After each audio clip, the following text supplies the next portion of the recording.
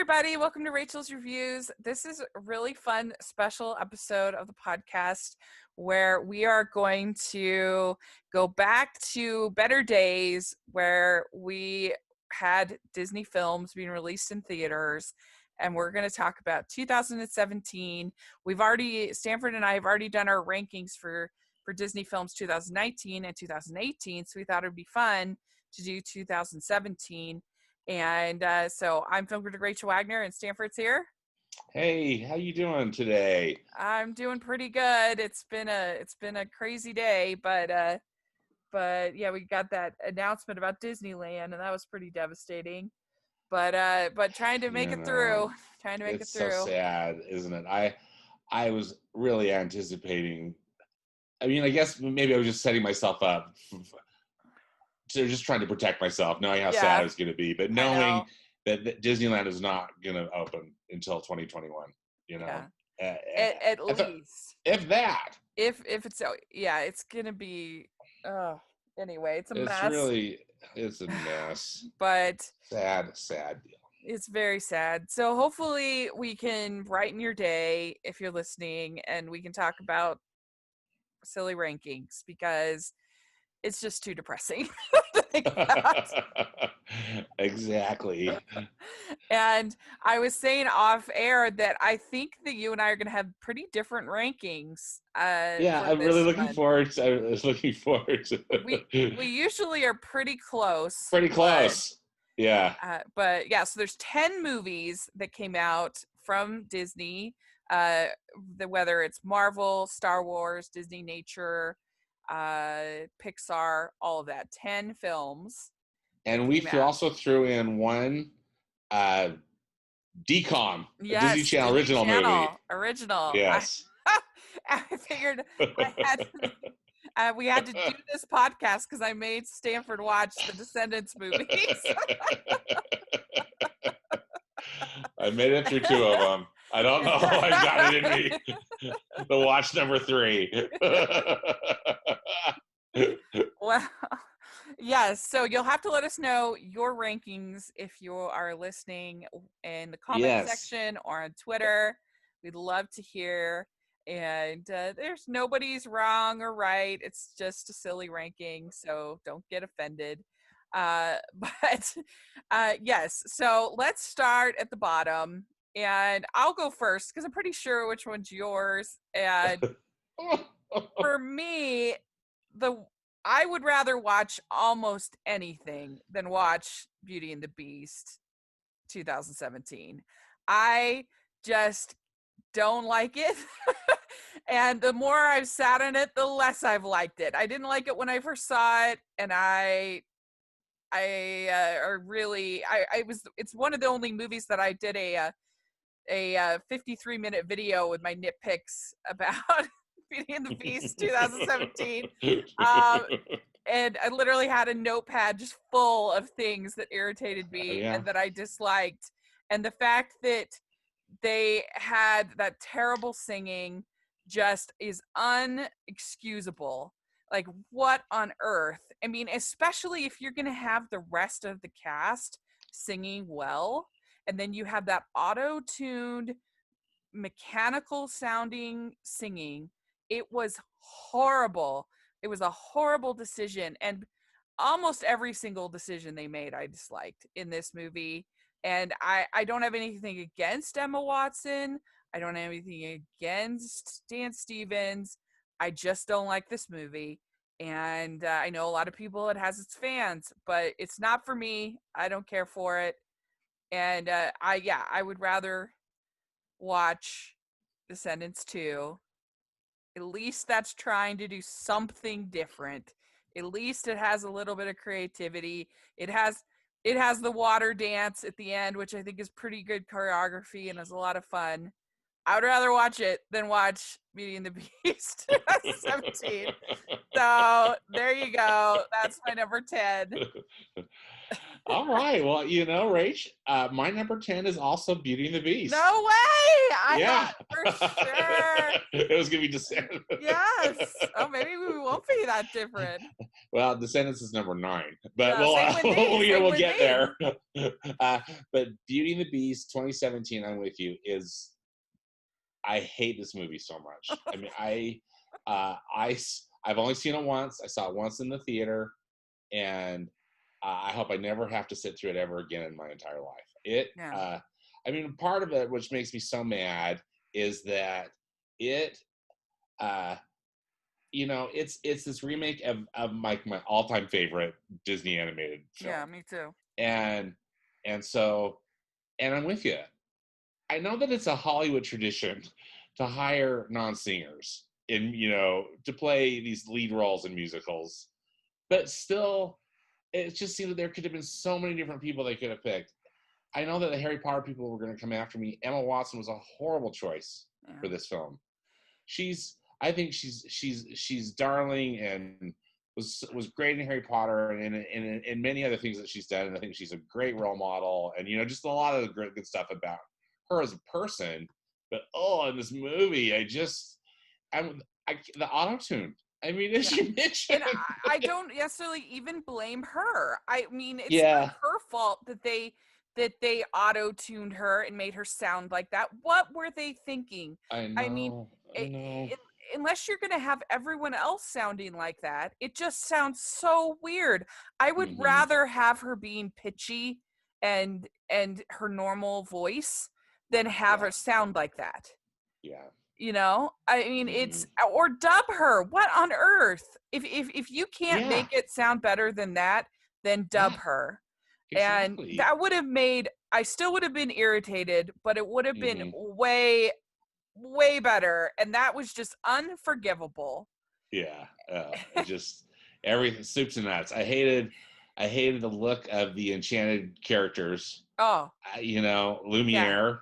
And then the whole thing where they make it the enchanted characters, they're culpable for what happened, and they make us if we had said something, if we had done something, but we just let them. And I'm like, you are servants.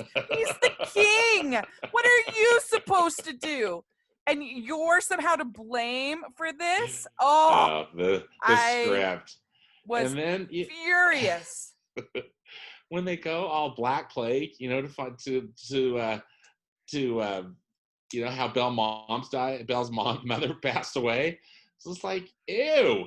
Like, what does that have to do with anything? It doesn't make any sense. Why would Maurice keep that from Belle? It's not like it's an STD or something. It's not something to be embarrassed about. To bring shame to the family or something. Yeah. It's like, she was on a plague, It makes no sense, and made me. And why would Maurice not want Gaston to court his daughter when literally he's the only person who's helping him? Like, it makes no sense. Like, we understand it because Gaston is the villain, but because of the previous film. But if you look at this film as its own thing, his behavior makes no sense. Literally, Gaston is the only one helping him, and he's like, "Oh, I want to marry your daughter," or whatever, and he's like, "I would never allow you around my daughter." I'm like, "What? That makes no sense." What? And so I really would rather watch just about anything over watching Beauty and the Beast again. I have to say, there was one thing, Rachel, that the only thing that I sort of liked in this film is the new song that Alan Menken wrote for Beast, Evermore. Yeah. I think that's a beautiful song. I can't say that Dan Stevens auto-tuned singing it is great, but Josh Groban singing it was great. Yeah, I was just going to say that.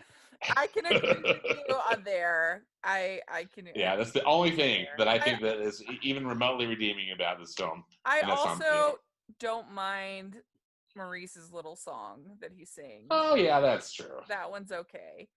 But I think Luke Evans was good casting for Gaston. Yeah, he was the only one that I thought that, that was probably a pretty good. And if there weren't singing, these other actors would have been fine. Although I don't think Ewan McGregor does a really great French accent. No. And he said that but he didn't even watch the movie. He didn't even see the original.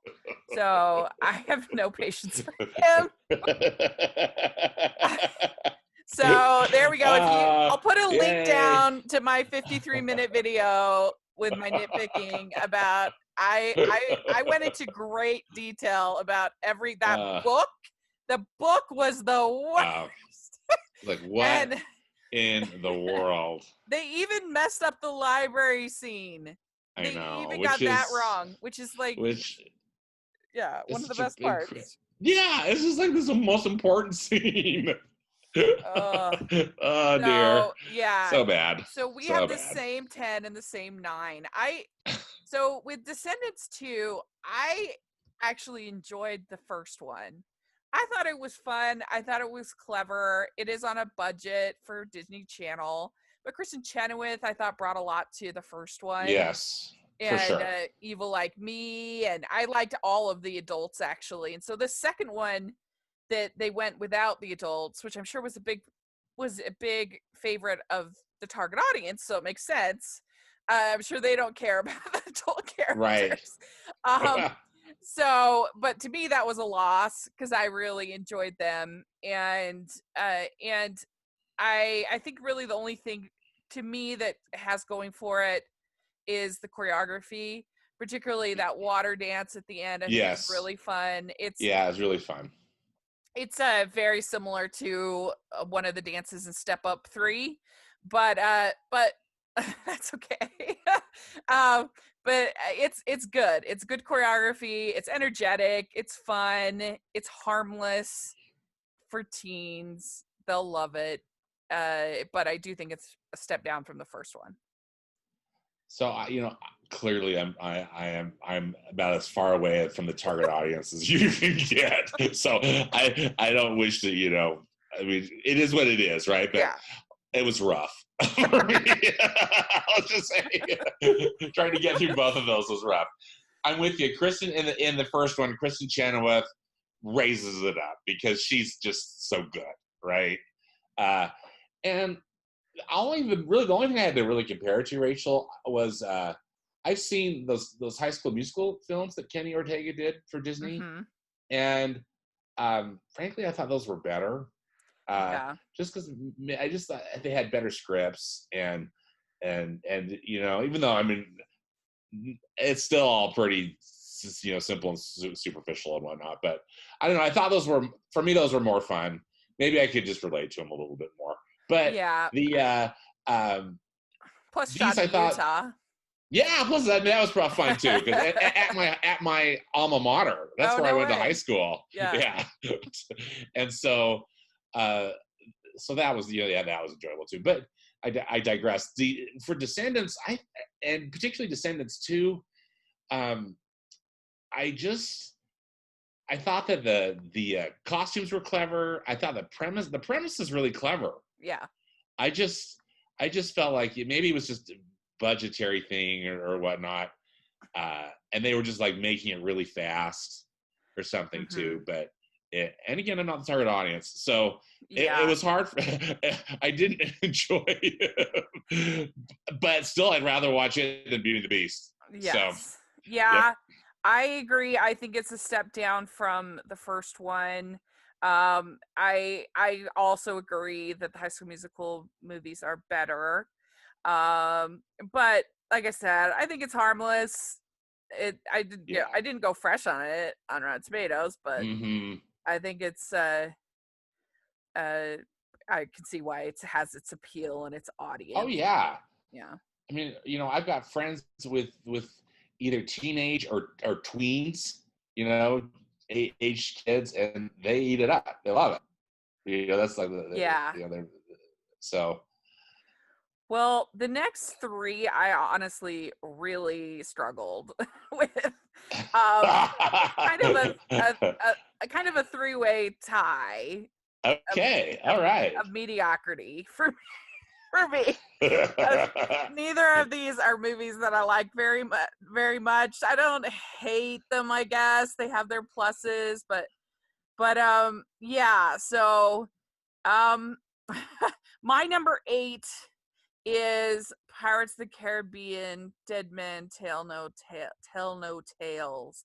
And I actually had this higher, but then I recently did a rewatch of the Pirates movies for my ranking of the movies based on Disney rides, and it didn't hold up very well for me. I just think it was such a mistake for the fourth and fifth one to make Jack the lead character, and he's just almost unredeemable. I mean, he's just so like, there was always an idea that he was sort of smarter than everybody else in playing this part of the drunk, guy, but now Yeah. he's just a total mess, and drunk, and giving a and the whole whole battle for the trident wasn't Yeah. very interesting to me. I mean, Jeffrey Rush is always fun, but Yes. I didn't like either of the children or Orlando Bloom and Keira Knightley or whatever. The son, and then the other like the love interest for him. Yeah, the other love interest. Yeah, the younger generation, the replacements of them. I didn't like either of them that much. I didn't think they were very charismatic or very good. It was just a pretty blah movie. It has its moments, but like I said, when I watched it again, it moved down in my Pirates ranking, and so that's where I ended up putting it at number 8. Well, we're on a roll here, Rachel, because that's where I have it. Is it number 8? Yeah. It I'm with you. This is one I saw once in the theater, and while I didn't just despise it, it's just like one of those, I hope I never have to watch this again. I thought I'm with you. I think that making Jack the lead character was a misguided script decision. Yeah. And none of the new characters, none of it's just like none of it could recapture the magic of that first movie, or even some of the second movie. I think just they had that great cast and such a fun, I think an interesting script, and Jack Sparrow was so random that you almost couldn't believe it. That was just so fun. And as here, it all just felt very tired to me, and just again mostly just a money grab. Yeah, it has some fun action set pieces. It does, absolutely. And the digital effects, I think that the production is very high. And that's the thing that's so frustrating about these movies, I think, too, is like they're not making them on the cheap, but man, you just wish they could just be better. Yeah. Yeah, really only the first one is the only one that I really like. The rest are kind of a chore to sit through. I'm with you. I was watching them. I was like, why did I agree to do this? Why am I watching these movies again? They're so long, and you are brave and strong, and Rachel, which I already knew. And I watched the Country Bears. So that was it. That was eventful. That is really sacrificing for your work, my friend. Well, sacrificing for the craft. So my guess is that my next one you have higher, but we'll see. Okay. So at number 7, I have The Last Jedi. And so this is a frustrating movie because I get it that absolutely. He was trying to be ambitious. He was trying to do something different, but meaning Ryan Johnson. Yes, but he's not part of an individual film. He's part of a franchise, and the continuity matters and the storytelling matters. So especially with our lead character of the whole entire franchise, what he does to Luke, it makes him a coward. I just can't forgive. I hated it. that part of it. I also hated Leia flying through space. Like, it looked ridiculous to me. I was just like, what is going on? I hated the whole Canobite sequence. I thought it was so dumb. Yeah, that was rough too. Yeah. Yeah, it looks nice. I love anything with. I'm a big Reylo defender. I thought those two actors had such great chemistry together, and I thought that was intriguing. You can decide whether you think it pays off in Rise of Skywalker or not, but I really like it. Not. Sorry. Yeah, their interactions were, to me, the saving grace of this film.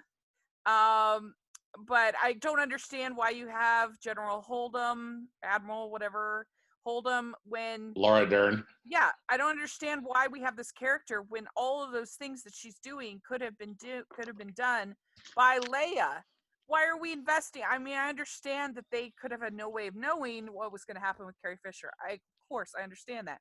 But even just from a writing perspective at all, why are we investing in this new person that's only going to... They're going to kill off. And you could have had Leia when we could have learned more. We've never seen her use the Force before, except for hunches, and we never actually seen her use the Force. So it's pretty weird to have your first time with her actually using the Force, her flying through space like some kind of space gypsy. It was so bad. And I just don't understand how Poe is the bad one here, because he literally had a plan. They had no plan. What was she just planning on, just flying through until they ran out of gas and then that's it? I mean, I just don't understand. Yeah. Like, at least he was trying something and he had a plan.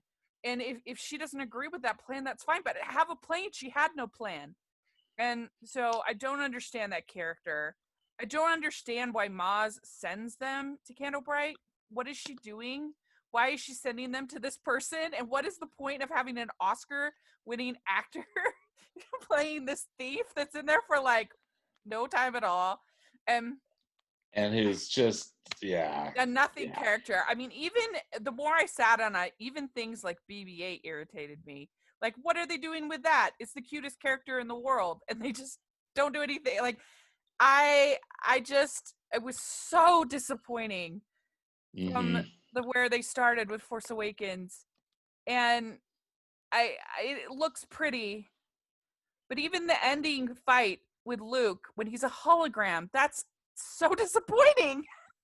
Yeah. And he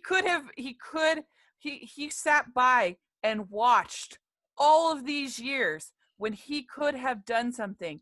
He could have been involved. And so what on earth? He's the most loyal character in the history of film. And now all of a sudden, what have you done to him? It's a movie that definitely, when I first saw it, I was kind of like, well, that was long and not my favorite. But then the more I thought about it, the more I really grew to kind of dislike it. And I guess the only reason it's this high is just because I do like Star Wars, and I do like a few parts of Reylo, and it looks nice. So if I had to watch it, I'd rather watch it than the other three. But anyway, so that's my thoughts of The Last Jedi. I didn't hurt my childhood. I'm fine, but that's where Right. Exactly.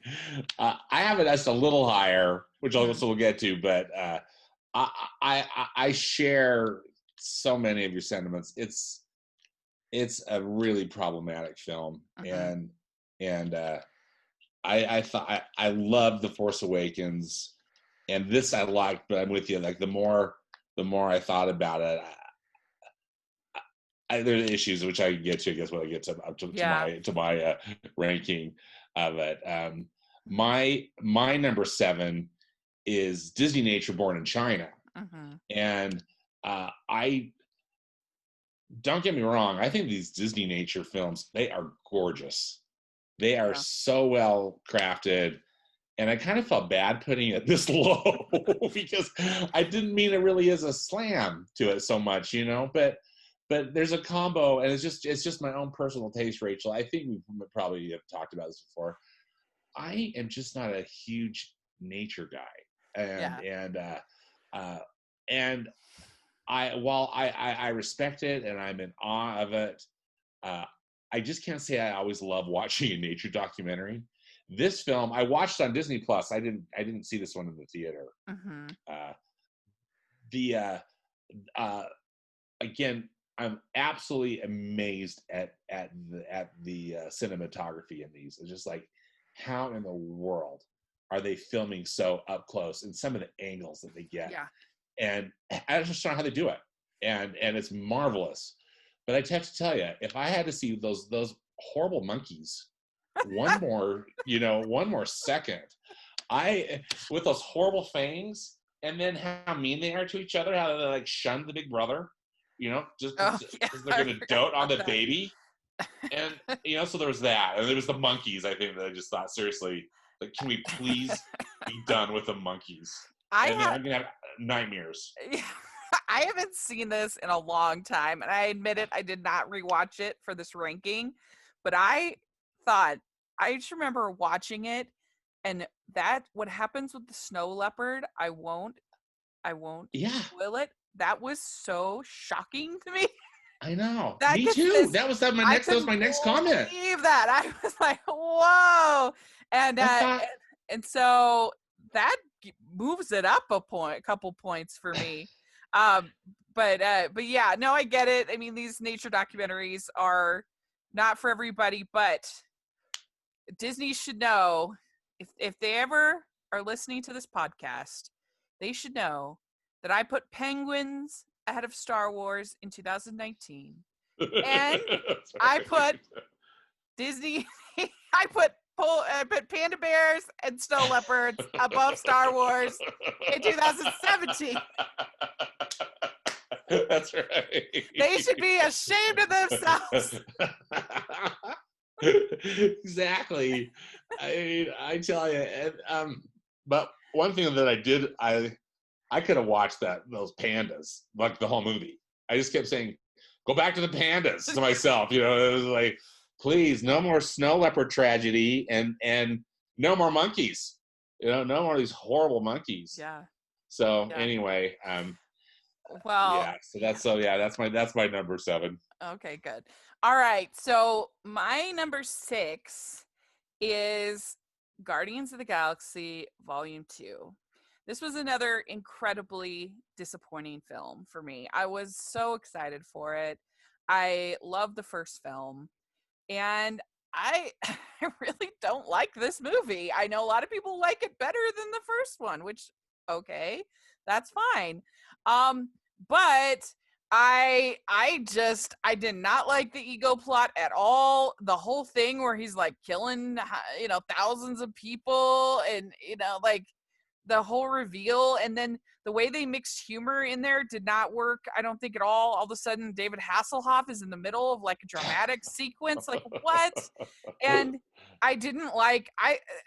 My main problem with this movie is that the first movie was all about uniting this group of ragtag people, right? Yeah, right. Misfits, this band of misfits, right? So then what do they do at the beginning of this movie? They immediately separate them all. Yeah. And what is so charming as part of a group becomes very wearisome and frustrating in individuals. I got so sick of Drax in this movie. All he does is just make fun of Mantis the whole movie. Mm-hmm. And it's like, that's not funny to me at all. And it's over and over and over how ugly Mantis is. Why is that funny? I still don't understand. Mm-hmm. And Rocket I got sick of. And I don't understand why Yondu's crew is rebelling, why he's mutinying. They found out that Star-Lord they found out about Star-Lord, but hadn't he already been there? Like, didn't they see him? Like, I don't understand why that was a revelation. Didn't they already know that? So that was confusing to me. And I don't understand why you get Sylvester Stallone to be in like 2 scenes. What a waste. I don't know. The whole thing just felt kind of unpleasant and not funny. And I thought that a lot of the things that were like these little Easter eggs in the first movie, all of a sudden were very, very over the top and obvious. So they weren't as fun. Like the music, for instance, whereas the music was like this little gem that you enjoyed from the first one. In this one, literally you have Baby Groot with a boombox playing the music out. It's like this. It's this thing that's a part of the story, as opposed to being this sort of subtle, fun little thing. It's so obtuse now, and and Baby Groot, super adorable, but they're like 3 different villains. Why did we need those gold people? I still don't understand. I don't know. I just didn't like this movie. I was super disappointed. I went to a double marathon where I saw the first one, and then I saw the second one. Disappointing. Yeah. And so maybe it's just me and James Gunn's humor. Just don't get it. It's beautiful. It looks really nice. It's not for me. So it's one of my least favorite MCU films. So I also have Guardians of the Galaxy Volume 2 at number 6. My gosh! Yeah, it's not a movie that I really like either. I just for the reasons that you said. I'm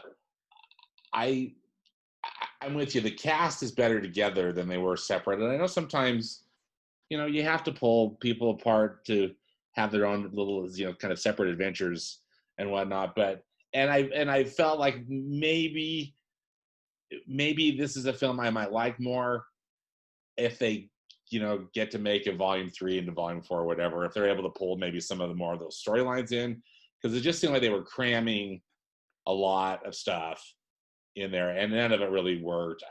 I'm with you on the ego plot line, not great. Sylvester Stallone's in your movie, yeah, and you're only using him for like basically a cameo. Yeah. Again, not that he's the most brilliant thing, but cool, to have him, I think, in it more. Mm-hmm. And just a disappointing movie. The first one is just, to me, it was quite exhilarating, quite just delightful and fun, just unexpected. Although I do have friends that don't care for it at all, but so I think it's one of those that runs the gamut. I think it's a blast, and this one was a real disappointment. Yeah. Well, we are way more similar than I thought we'd be. We really are. We'll see how the top 5 goes. Yeah. But, so then my number 5 is Born in China. So okay. Yeah. So yeah, it's beautiful. It succeeds at what it's trying to do, and I would rather watch it than any of these other 5. So there you go. I don't know if I can rewatch those monkeys and the snow leopard.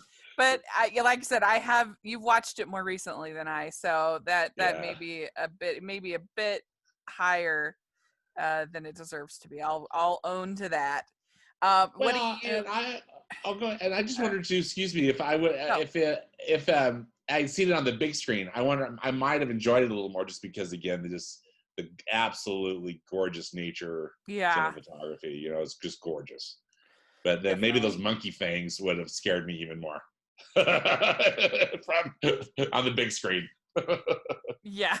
Maybe. Horrible monkeys. I mean, I was so shocked. I remember just being like me looking at Jen and just being like, "What? That's Did snow that leopard. Just happen?" What? I know. That made me so sad. It was dramatic.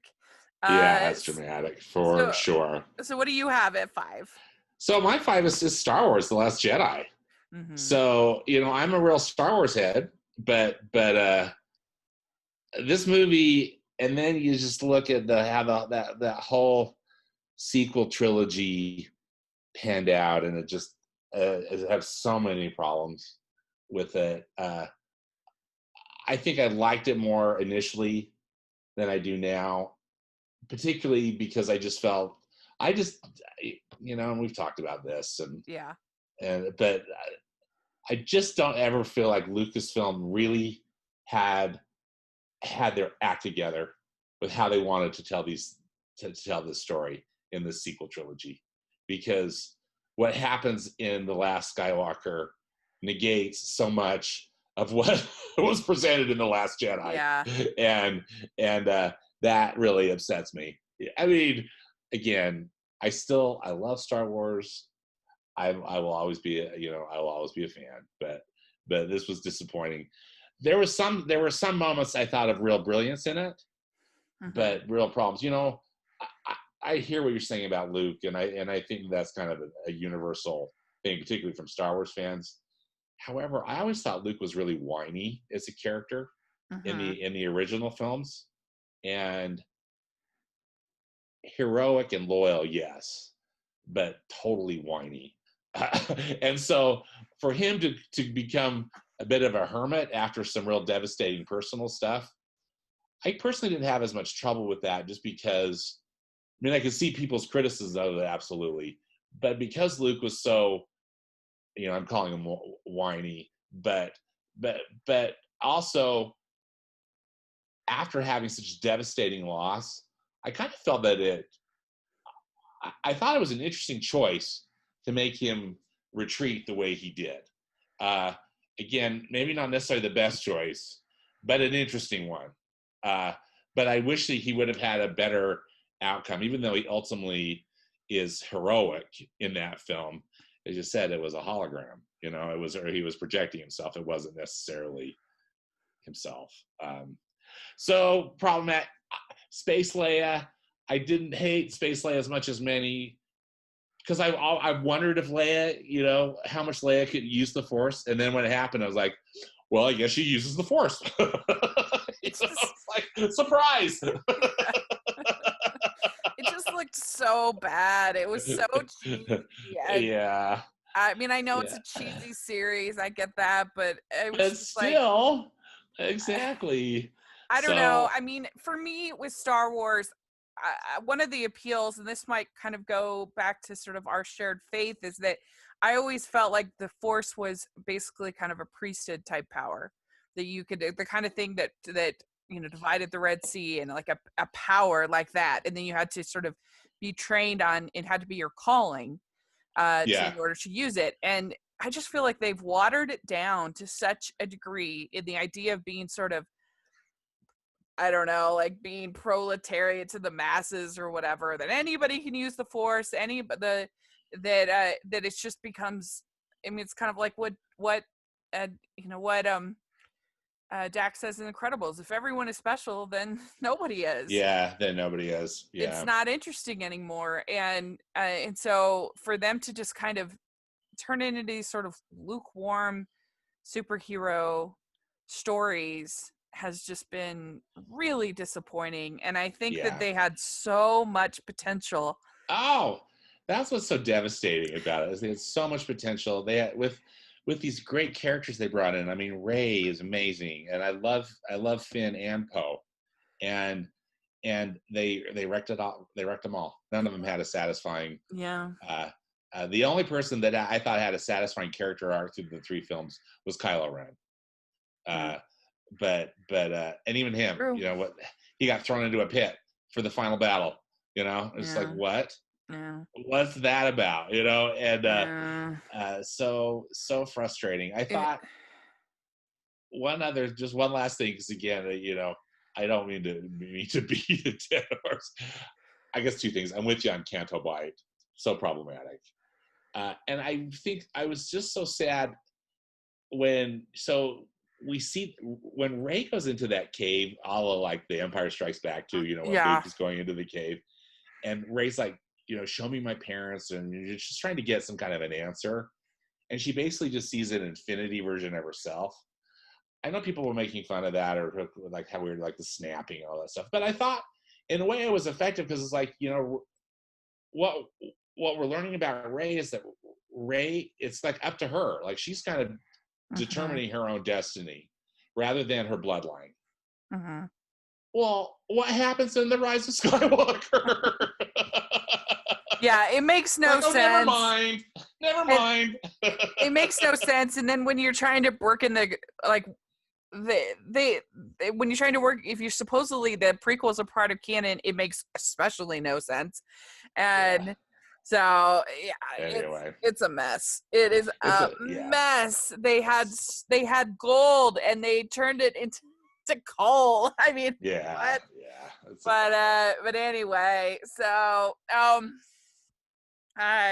so number 4 for me, and I feel pretty close actually on 4 and 3. But number 4 for me is Spider-Man: Homecoming. And I liked this film. I wasn't as crazy about it as some people were. Like, a lot of people had it in their top 10 of the year. I was not there. I do like it way better than Far From Home, which I was not a fan of.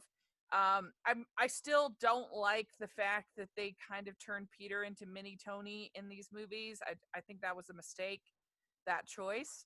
But you gotta love Tom Holland. He's great. I think Michael Keaton was really good in this as Vulture. He's a really good MCU villain. There's a lot of fun scenes with that. I wish there was more web slinging. Hardly any of him flying through the city. I would have liked more of that. The action set pieces feel very Iron Man-y to me, and I don't know. I just wish he got to do his own thing, have his own style, and so that's not my favorite. But it's perfectly charming and fine. And so it's like a mid-tier MCU film for me. Okay. I think we're probably pretty close. So my number 4 was Cars 3. Yeah, that's my number 3. So I was back and forth with them. Yeah, and Spider-Man: Homecoming is my number 3. Yeah. So I'll just chime in about Spider-Man. I thought so. I don't disagree with your commentary on it for sure. For me, I was so disappointed with those Andrew Garfield Spider-Man films. I thought they were dreadful, and also talk about a money grab. It's like, didn't we already see this story? You know what I mean? They're just like, anyway, I was really frustrated with them because I know that Sony was making them so they could keep the rights. You know how that was, how that it's been well publicized. That's been part of that. Was part of their contract, and they just weren't good. I thought that the Tobey Maguire ones, the first two, I think it's kind of a general consensus that the first two are great, and the third one's really problematic, right? Of the Tobey Maguire ones, but they were really good, I thought. And then to just basically remake them with a few little changes to some characters, but still is like, really, like, why? And while I really like Emma Stone, and I think Andrew Garfield is a good actor too, but none of it worked for me. So this, when Spider-Man: Homecoming came out and they were making it part of the MCU, I just was grateful because I just really like Spider-Man, and so I thought that was a really, for me, the Tony Stark stuff and how he was almost like mini Tony Stark. I thought it was a fun differentiator from these other films. The Tom Holland, I think, is a very good Spider-Man. I loved Marissa Tomei as Aunt May because it just added a whole different dimension to it. Rather than someone more on the elderly side, someone just more feisty. And I not that Grandma Aunt May isn't feisty, but just less vulnerable almost. You know what I mean? And I thought that was a really appealing choice. And I'm with you. Michael Keaton is a good villain. I really loved the reveal when you find out, that car ride is who really he's related good. to. Yeah, that car ride is so well done. And I do think both of the female characters in this are pretty bland. Yeah, I hear you. But I like him and his friend. I think are fun. Overall, it's a charming little film.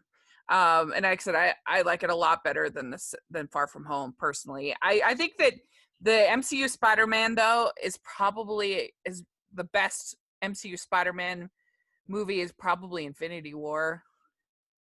Oh, okay. I mean, his best appearance in the MCU, in my opinion. He's great in Infinity War for sure. I really like him in Civil War as well. But yeah. But still, those would be my favorite. Yeah.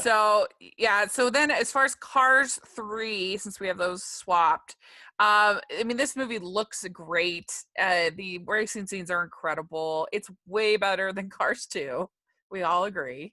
Absolutely. And I really liked Cruz Ramirez, and I liked that plot, and I liked the fact that it's basically talking about systematic racism, or sexism, the fact that that she's just kind of accepted that that's not going to be an option for her racing, despite the fact that she loves it.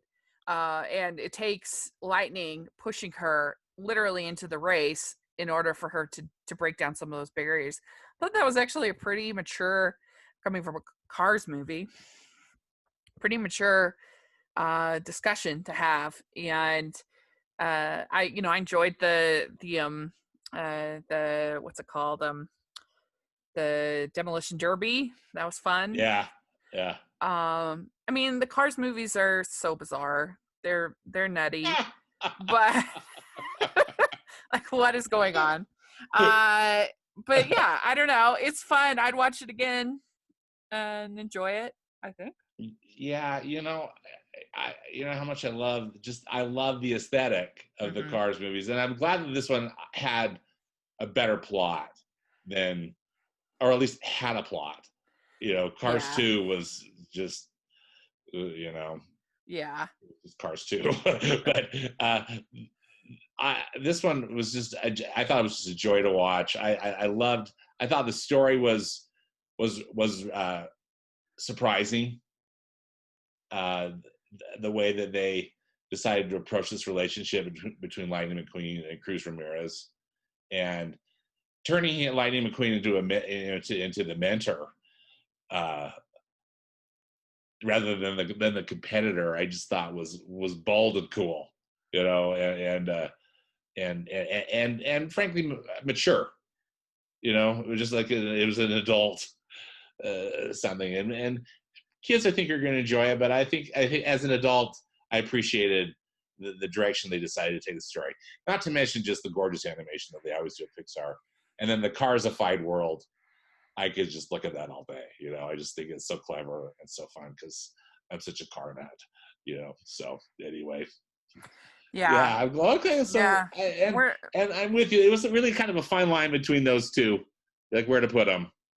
Yeah. Between Cars 3 and Spider-Man.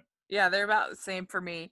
So yeah, I thought this would be a lot different than it is. For some reason I thought you were a bigger fan of Guardians 2. I don't know why. But yeah, so number 2, I bet we have the same number 2 and number 1. Number 2 for me is Thor Ragnarok. Yeah. Yep. Same here. And this movie is so funny. I just think it's hilarious. I love the writing. I think it's probably the most rewatchable of all of the MCU films. Because as much as I love the original Avengers, as much as I love Endgame, I can't watch that on an ordinary day. I can't just put it on for a breezy watch. Like, that's intense stuff. It's got intense stuff. And this is just so funny from the very beginning when they have that play with Matt Damon playing Loki. Like, what on earth is happening? It's so funny. And it is. I just love it. I think it's hilarious, and I really love like getting to see Hulk as sort of Hulk for a long extended period. We didn't really do that. And I loved Valkyrie. Is this sort of boozy, funny, awesome woman. She's so cool. And I loved Jeff Goldblum's character. Hilarious. And I don't know, I just thought it was joyful and funny, but then it's also pretty intense. So, I mean, the way they just like kill off the Warriors 3 and all these other people, it's like, boom, you're gone. And that was sort of shocking, but Kate Blanchett is having a great time. Um, and so I just really enjoyed it. I loved it was really cool looking. Mm-hmm. It was kind of what I wanted Guardians to be, but Yeah. instead I got it for Yeah. Thor Good point. Ragnarok. This movie was so refreshing. Yeah. It's just pure movie going delight. Uh, so funny. I liked how overall it just didn't really take itself that seriously, which I was talking to somebody about it who didn't just love it because they're saying, oh, I don't think that the Hulk would have just been or that Bruce Banner would have been just kind of so flippant about this stuff. But I think that's what I liked about it, is that it was surprising in just how silly it was. But again, it all worked. I think within the whole MCU storyline and it's just a delightful movie. So great. All right, so number one, we agree. Number one is Coco from Yay, Coco. Pixar. We watched this together not that long Yeah. ago. It feels like a million years It ago. feels like it was we did like a watch from our respective residences kind of at the first of the shutdown, right? Yeah, when I was on Yeah. full lockdown because they thought I had COVID, Yeah. and we watched Coco. And Kind of live tweeted. That was fun. Yeah, what a wonderful film. I absolutely love the message of family and ancestry and music. Remember Me may be the best thing that the Lopez's have ever written. Oh my stars. And I'm putting it right up there with Let It Go. It's so That is good. such a good song. Yeah. Such a beautiful song. It's such a hopeful movie. I mean the reveal would be of De La Cruz would be better if Disney hadn't already done that like 5 billion times. But I don't care. It still works. It's your favorite, yeah. Reveal. Villain reveal. They just need to stop that. We've had it a lot, and but I just love Hector, and I love all the characters and Miguel, and I think it's so beautiful. The animation is gorgeous. It's one of my favorite Pixar films. It would be in my last ranking. I had it at number 5. Yeah. Pixar ranking. It is just such a wonderful film. I saw it last week. It's playing on the big screen again for one of those comeback classics, and of course it was a private screening, basically. But I was with a friend, but still, I was so happy to be able to see it on the big screen again. I mean, I'll watch it on any screen. I just love it, but just really be able to take in the amazing art of that film, that whole, the Day of the Dead aesthetic. I mean, hello, Mr. Wussy here with stuff. It's not my favorite. However, leave it to Pixar to make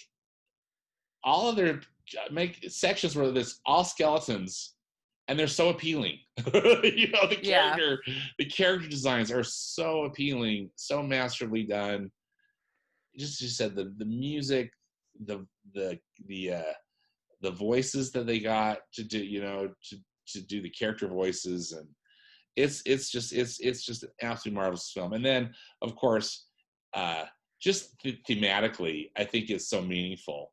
I was talking to a friend, Rachel, who's got a relative who works at Pixar. So, but they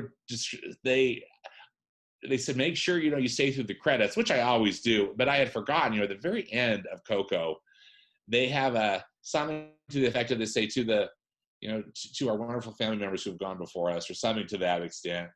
They put those words on the screen, and then hundreds of pictures show up of people from, you can tell it's like their grandparents, or people who have gone before, and this animator there had put up a picture of his grandmother. It made it into the into that final cut, and just thought, isn't that cool? It's just so meaningful. I never met his grandmother, so I didn't know what I was looking for as far as the picture. So also kind of the lower right. I'm like, well, I don't know. Sorry. Yeah. But still, again, nobody does authentic emotion better in animation than Pixar, I think. Yeah. And this movie is just no exception. Just absolutely wonderful. Agreed. I loved it. I still love it. So there we go. That is our ranking. We did it. Not as different as I was expecting. We're pretty much the same. It really was. Yeah. Yeah. So I have Coco at number 1, Thor Ragnarok at number 2, Cars 3 at number 3. I have Spider-Man Homecoming at 4, Born in China at 5, Guardians of the Galaxy Volume 2 at 6. I have Star Wars The Last Jedi at 7. I have Pirates of the Caribbean Dead Man Tell No Tales at 8, Descendants 2 at 9, and Beauty and the Beast 2017 at number 10. All right. And for me, number 1 is Coco, 2, Thor Ragnarok, 3, Spider-Man Homecoming, 4, Cars 3, 5, Star Wars The Last Jedi, 6, Guardians of the Galaxy Volume 2, 7, Disney Nature Born in China and those horrible monkeys with the fangs, 8, Pirates of the Caribbean Dead Men Tell No Tales, 9, Descendants 2, and then at the very bottom of the barrel, that horrible Beauty and the Beast from 2017. Yes. Ugh. Yeah. I'll have to send you my 53-minute. Yes. I appreciate it. Rachel's 53-minute tirade. Which is, well, I mean, this film earns it. It would even earn more because it's so bad. That's right. So let us know what your ranking would be. Yes. If you're listening, please share with us in the comment section or on Twitter. We'd love to hear your ranking. And if you'd like us to do further years, these are easy to do, these ranking videos. They're a lot of fun. So yeah, they're totally fun. Let us know. And Stanford, where can people find you? I'm on Twitter at Stanford Clark, and I have a movie podcast and blog at moviespastandpresent.com. Great. And you can find me at Rachel's Reviews, all over social media, iTunes, YouTube, and on Rotten Tomatoes. So check that out. And make sure you're following the Hallmarkies podcast. We are gearing up and starting Christmas coverage already. So make sure to check out over there. We're going to have interviews, lots of really great stuff. So check that out. And also we have our Patreon group, which we appreciate so much. We really need that support right now. And also we have our merch store. We can get #AnimationJunkie shirts. So check that out.